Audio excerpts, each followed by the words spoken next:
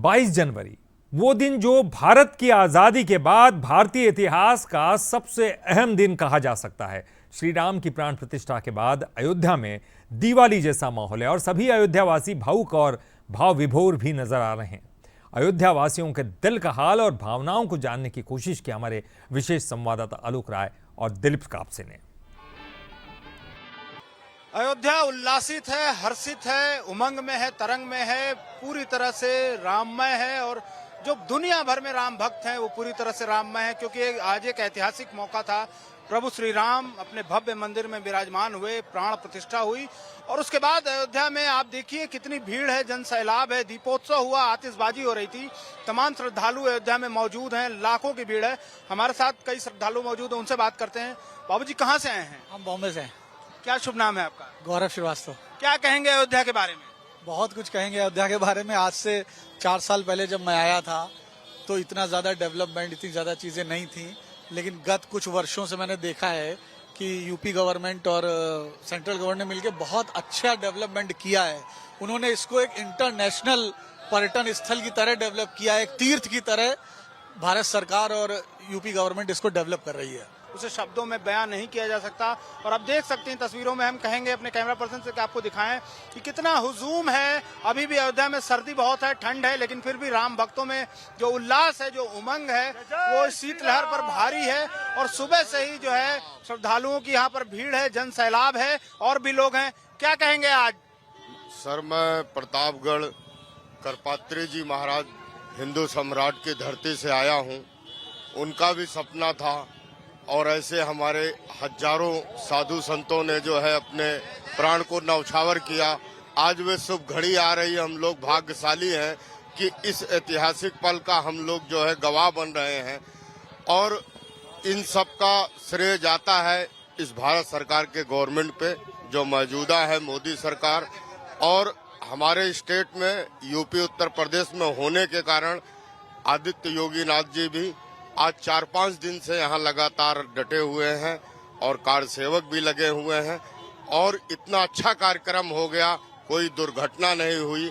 ये बहुत ही बड़ा अच्छा स्वभाव है, मतलब हम लोग का सौभाग्य है कि कोई दुर्घटना नहीं हुई। दिलीप जी, जिस तरह का हुजूम आपने देखा, राम भक्तों का पूरा एक कहें तो सैलाब सा अयोध्या में। आज तमाम बंदिशें थी कि आज के जो है प्राण प्रतिष्ठा के दिन जनता नहीं रहेगी, तमाम रिस्ट्रिक्शंस लगाए गए थे, क्योंकि बहुत सारे गणमान्य लोग आए थे, प्रधानमंत्री थे। तो उसके बाद भी जो इतनी भीड़ आप देखिए, क्या कहेंगे? देखिए, जिस तरह की आस्था भारतीयों की है, जिस तरह का डेडिकेशन है, अपने जिस तरह के डिवोटी ये लोग होते हैं, वो आप इस इवेंट पे ही समझ सकते हैं। और मुझे लगता है कि ये भारत की आजादी के बाद ये सबसे बड़ा इवेंट है इस देश का। इतनी बड़ी तादाद में लोग अयोध्या, जबकि रिस्ट्रिक्शंस थे, बहुत ज्यादा प्रतिबंध थे, उसके बावजूद लोग यहाँ पर आए। न केवल अयोध्या वासी बल्कि आसपास के लोग भी यहाँ पर जमे। तो ये जो आस्था का विषय, ये तो एक मनोविज्ञान तो है ही है, लेकिन भक्ति से इसे दूर करके नहीं देखा जा सकता।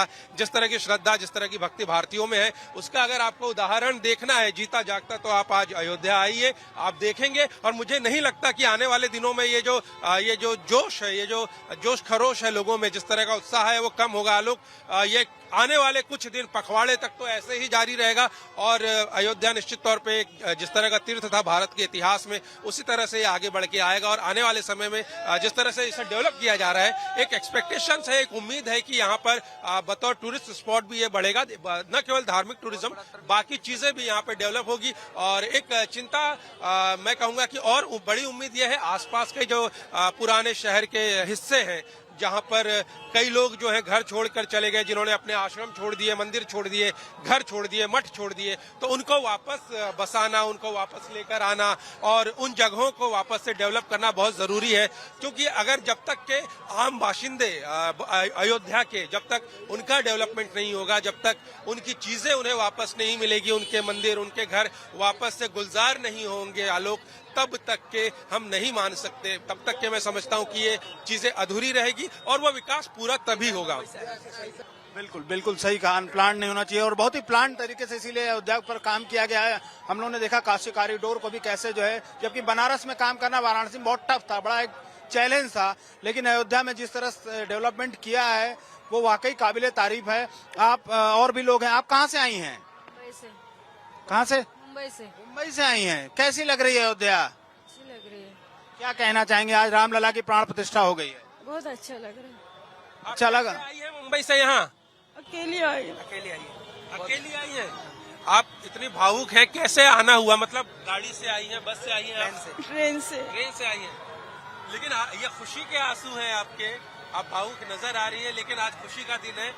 मैं चाहता हूं कि आप जो है इस पल को एंजॉय करें। ये जो उत्साह है, ये जो भक्तों को आप देख रही हैं, ये खुशी के आंसू मैंने बहुत लोगों की नजर में देखे हैं आज, और मैं समझता हूं, इस भावनाओं को मैं समझ सकता हूं।